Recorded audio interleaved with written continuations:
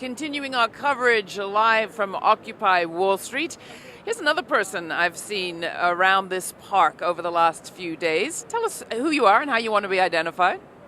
Jenna Orkin from collapsenet.com. Now, collapsenet.com has been compiling some pretty interesting information around the trajectory our economy is on. In a nutshell, how would you put it? We have an economy based on infinite growth.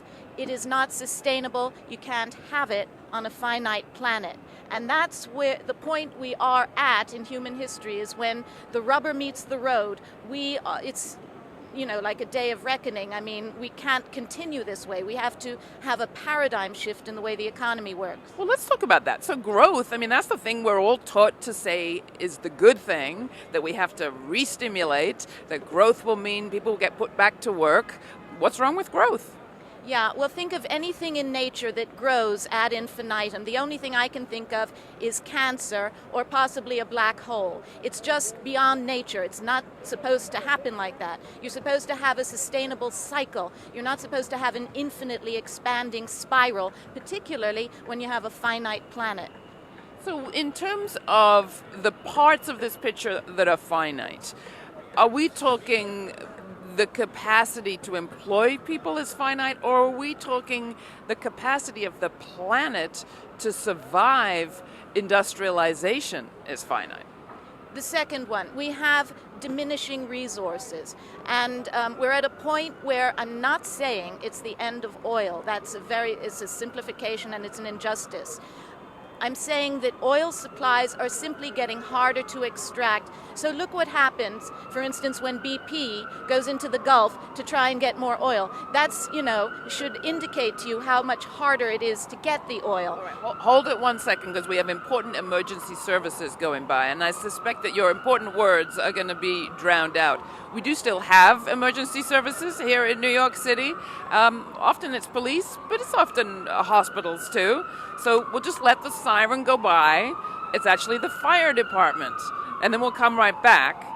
I hope that what you're getting from here is a sense that people have stayed put regardless at Occupy Wall Street, regardless of what comes at them in the way of media disdain, and regardless what comes at them in the way of all-night noise.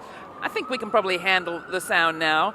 And we'll come back to our friend here. Part of the reason I thought it was important for our audience watching on Free Speech TV to hear from you is you're here with an enormous amount of information, entirely relevant to what's going on here. The media picture has been, these are just kooks and wackos. Not really true. Have you found colleagues here in the park? I find sympathetic messages. I'm very impressed by some of the people, but I do feel the movement is being sabotaged by crazies, yes. But in terms of the people coming here with issues, there are a lot who have an enormous amount of information that's brought them to this place, not just like a bad mood day. Oh, yes, true. Yourself, how much time do you generally spend in the streets talking to complete strangers?